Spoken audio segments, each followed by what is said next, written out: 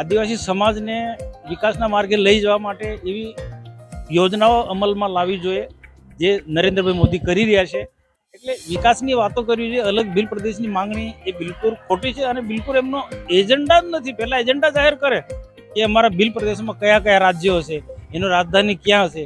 રાજસ્થાનવાળા કહે કે માનગઢ અમારી રાજધાની, ભરૂચ નર્મદાવાળા કે મહારાષ્ટ્રવાળા એમ કહે કે અમારી કેવડિયા રાજધાની. એટલે આ એક લોકોને ગુમરાહ કરવા માટેનો આખો આ એક કાર્યક્રમ છે.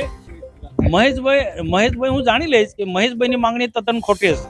હું મહેશભાઈના પત્ર સાથે કે એમની જે માંગણી સાથે હું સહમત નથી. हम भिलिस्तान के लिए हम लड़ते हैं और लड़ेंगे. आने वाले समय के अंदर जो भी आंदोलन करना पड़े वो आंदोलन करेंगे. हम चारों राज्य के लोग मिल के जो भी आज लड़ रहे हैं, अगर लड़ने वाले हैं, हम साथ मिलजुल के कहाँ राजधानी बनाना है, क्या करना है, वो हम बैठ के सोचेंगे. लेकिन हमारा भिलिस्तान लेके हम रहेंगे, ये हमारा आज प्रतिज्ञा है.